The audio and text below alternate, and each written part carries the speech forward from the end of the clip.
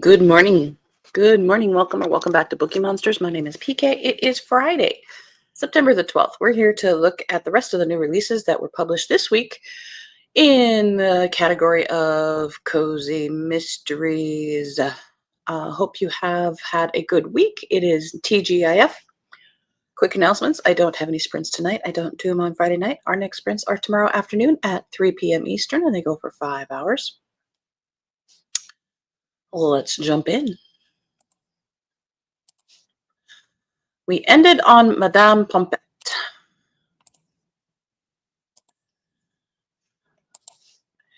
Perilous Purim, Torah Group Mysteries, book number 3 by Susan Van Dusen.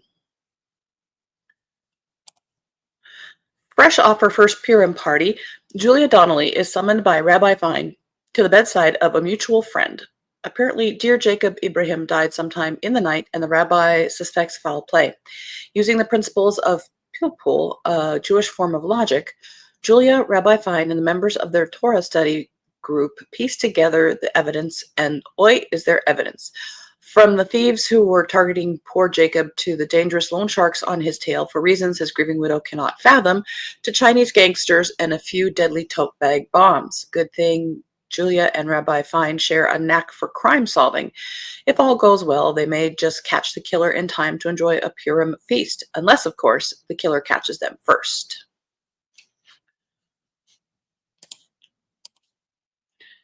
End of that row.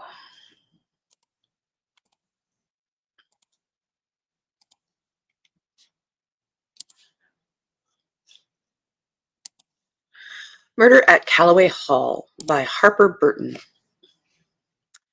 Tony Mancuso controlled the town council with proof of their secrets. He came to collect, but he was dead before the ink could dry. Izzy Harper and her golden retriever Noodle found them impossible. This wasn't just murder. He defied everything she knew. It defied. The suspects are as intertwined with the victim as they are with Callaway Hall itself. Tony had proof of the mayor's backroom deals. The commissioner had buried secrets in the hall's foundation that Tony was about to dig up. Tony had cost the director everything, and she knew how to make problems disappear. Izzy follows the evidence. Noodle follows his nose. A hunt for a killer becomes a dive into dangerous depths where the town's darkest history waits beneath the surface. The deeper she goes, the more treacherous the waters become. If she's not careful, it might pull her under for good.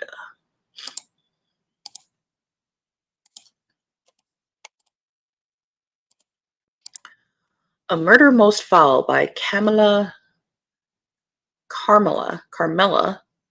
Dutra. Good morning, Mary. Happy Friday, TGIF. Another gorgeous day here. Oh, in Virginia. Good. Just wish we could get some rain. Yeah. When their late Aunt Dolly passes away, twins Beth and Seth Lloyd inherit a chicken-themed food truck. Despite the challenges, the siblings rise to the occasion, even going as far as signing up their truck clucking good to compete on a top cooking show. Seriously? And ruffle a few feathers for some good publicity, but the competition goes from heated to lethal when a contestant is found dead. With the elimination competition becoming far too literal, Beth and Seth will need all the help they can get to get out of the frying pan without landing in the fire. With their loyal assistant and Beth's best friend Riley by their side, they'll have to follow the breadcrumbs to untangle a very twisted case before either one of them is put on the chopping block.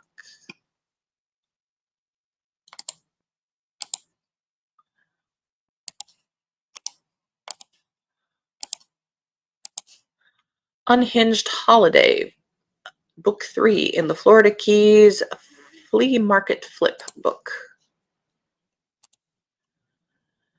Barry Bennett is buried in plans for a gratitude party for her neighbors who stood by her during Captain Conklin's quest for power. Videos of his behavior go viral, and he is soon headed out of town. In the meantime, it's time for the Christmas season at her flea market flip shop in Key Largo. The most recent restoration project, a giant oak mantle, is its front peppered with tack holes from generations of stockings hung by the chimney with care. A big surprise, 2 secret panels at the base of each leg.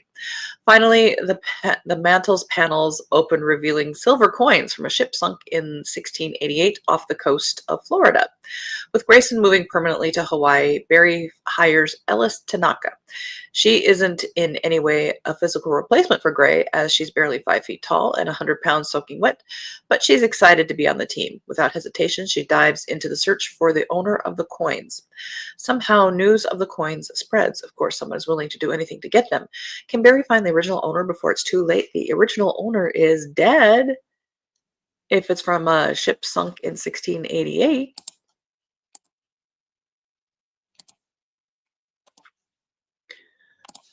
I know I'm being nitpicky. Whiskers and Ciphers by Deanna Drake, 6th in the perfect relic Cozy Mysteries. Mary says, doing anything fun this weekend? I am taking a beading workshop on how to make a twisted necklace. Oh, how fun. Homework first before it. I have to string 3 strands to put together. Oh, wow.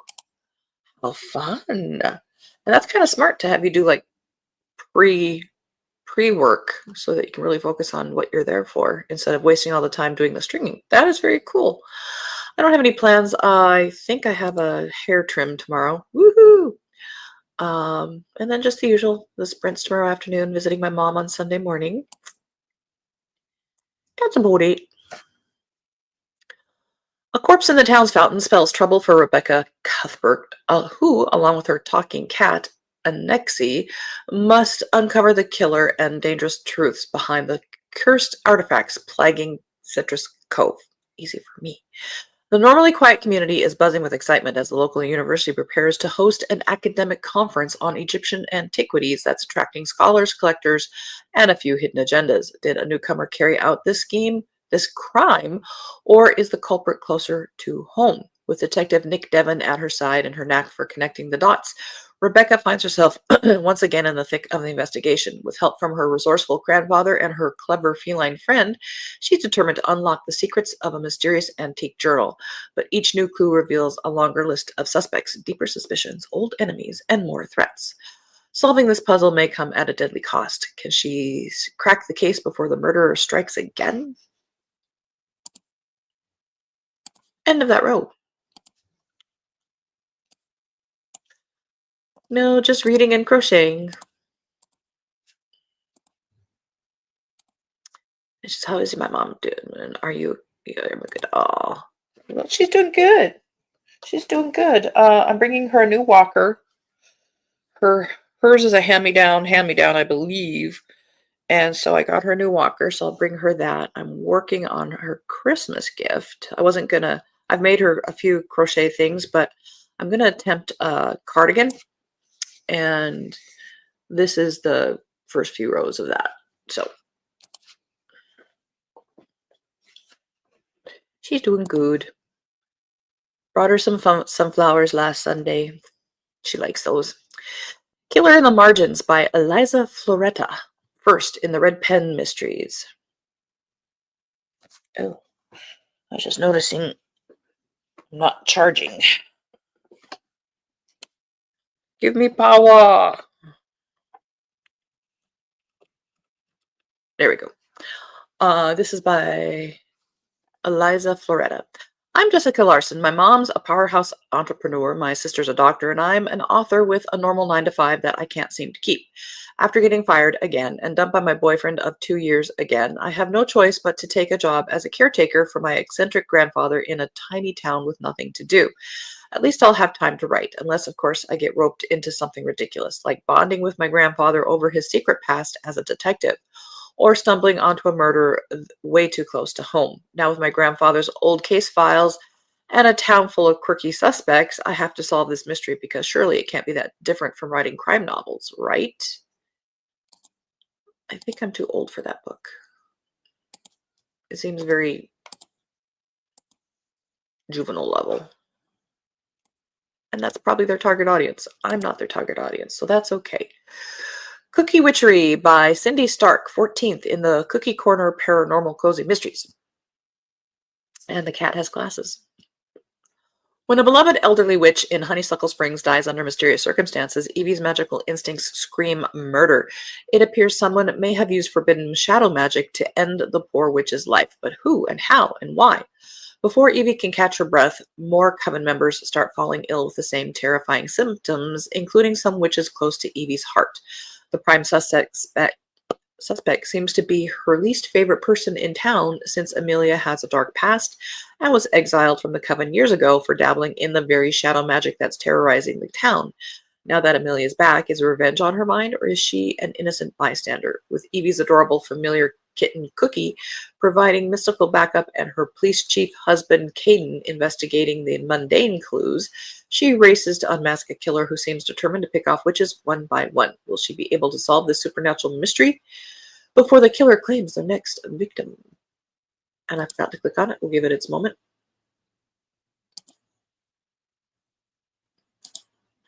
Mary says, love that pattern, and the black and white will go with so many things. Indeed. It's a houndstooth crochet pattern, which is very, very easy. And so, I found a pattern, a YouTube pattern for a cardigan, which is basically rectangles, which I can do rectangles.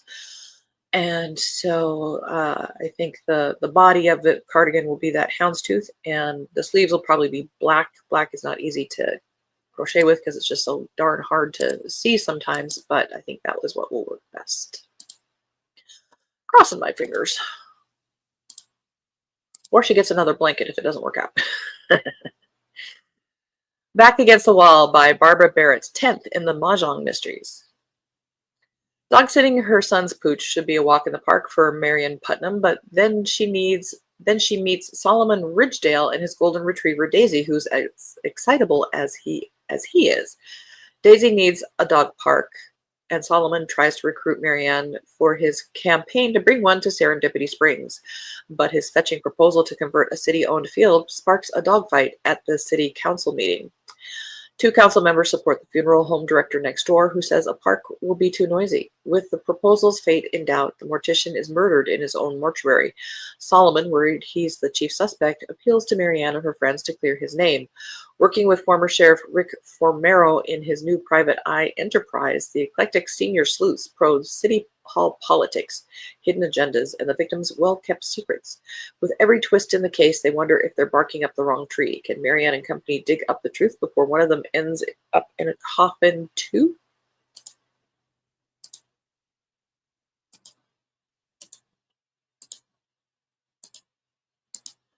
Murder in the Choir by Alice Castle, 4th in the Sarah Vane Mysteries. Oops, wrong way. Here we go. While snowflakes fall outside, Sarah Vane cozies up in her cottage with a book when a leaflet for the Christmas choir flutters through her letterbox. Keen to sign up, she pays a visit to choirmaster David Jones, but her festive cheer crumbles like a mince pie when she finds him dead in his office. With just a week to go until Christmas, Sarah has a festive case to solve. As Sarah talks to the devastated choir members, she soon discovers many had a reason to dislike David. Was it the soprano who was humiliated by him in front of the choir for missing her high note? Seriously? His long-suffering wife suspected an affair. Are her floods of tears fake? And why was his picture-perfect forever home put on the market just days before his death? But with her tinsel in a tangle, another body is found, this time on the beach. The police think the poor lad had one too many at a Christmas party and fell off the pier, but when Sarah looks closely, she sees a clear link to David. Can Sarah catch the culprit among the carolers, or will she be dashing through the snow to her demise this Christmas? End of that row.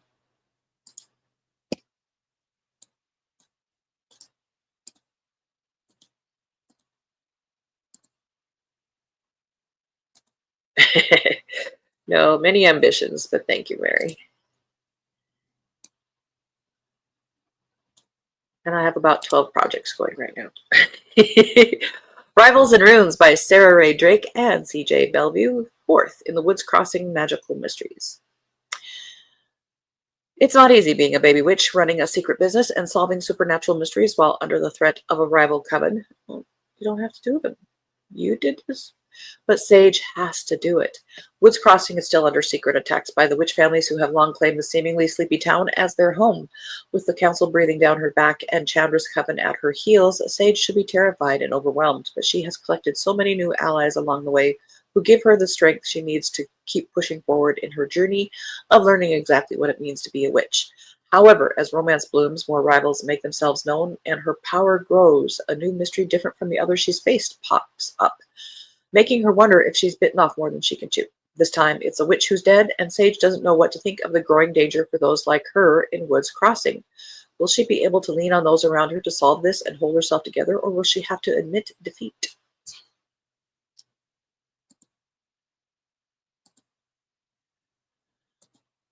Plus, I've started a blanket or two for Randy.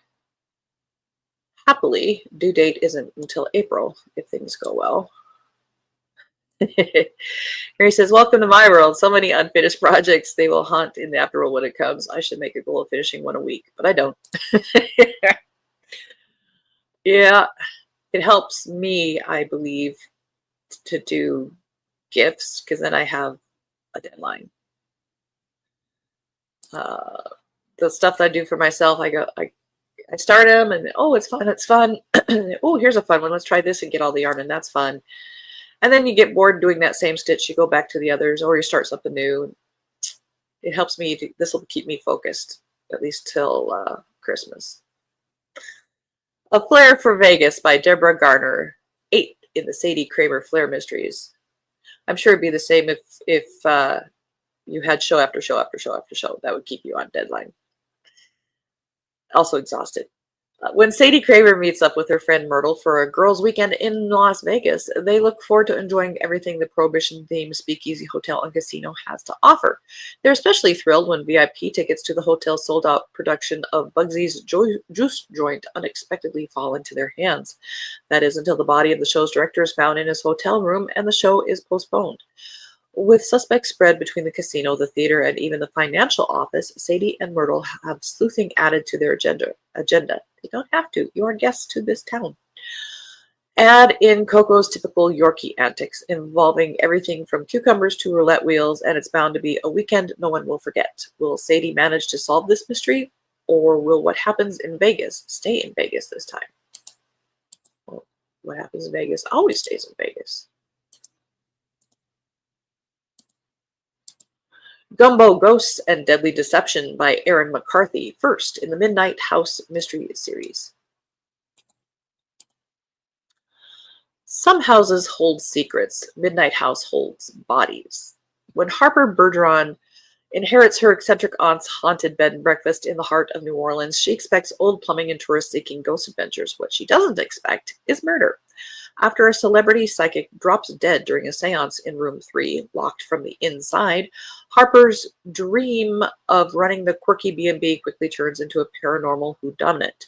With the help of her crime podcasting best friend, a charming but suspicious local historian, and her pet skunk, Teddy, Harper is thrust into a mystery that stretches from the lively streets of the French Quarter to the shadowy secrets buried deep beneath Midnight House. But as ghostly whispers grow louder and an old missing persons case resurfaces, Harper discovers that secrets won't stay buried, and some spirits never rest. Can't have a pet cat, you have a pet skunk.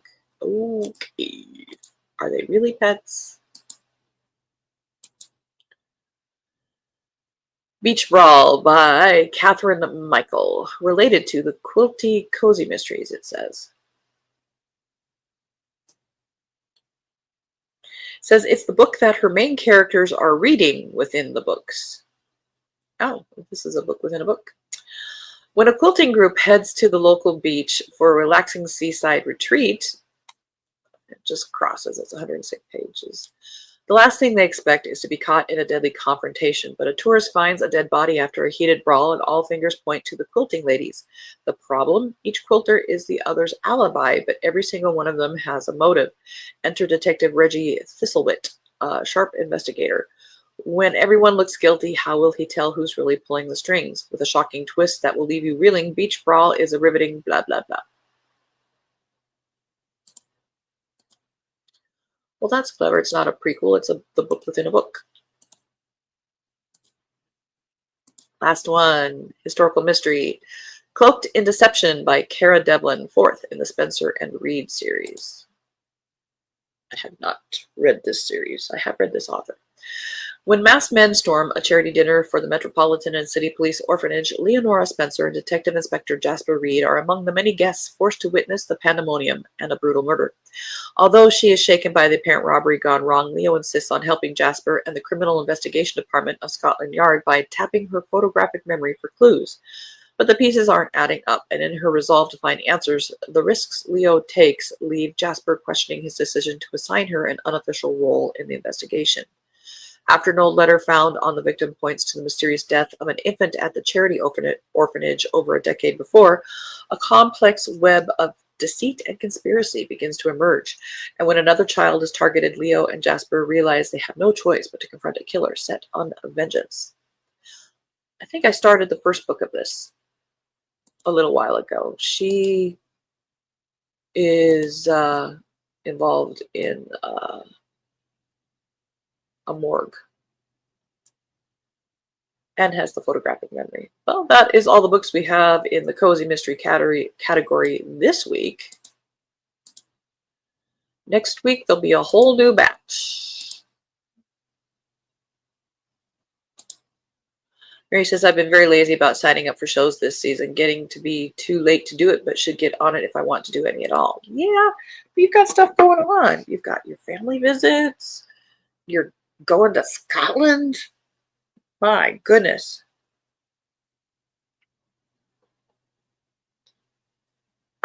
Those are wonderful things. Alright, that is it. No sprints tonight, not on a Friday night. Steve and I usually eat dinner and watch something on TV. Our next sprints are tomorrow afternoon at 3 p.m. Eastern Time for 5 hours. I have many, many books to read. So I've got the new Dan Brown. I've got the advanced reading copy of the Andrea Penrose. I've got the new Robert Galbraith from last week. So my cup runneth over in that regard. So hope you guys have a very good day. If I don't see you, have a good weekend. Mary, have a good time at your class. I'll probably see you in just a little bit, but if I don't have a chance to say it, have a good time at your class. Let us know how it goes. And maybe share some pictures on the Facebook page. She says, thanks so much. Hope to see you later, but if not, have a great weekend. Thank you, lucky girl, the new Dan Brown and Robert Galbraith. Well, yes, I am a very lucky girl. My two indulgences are books and yarn and tools.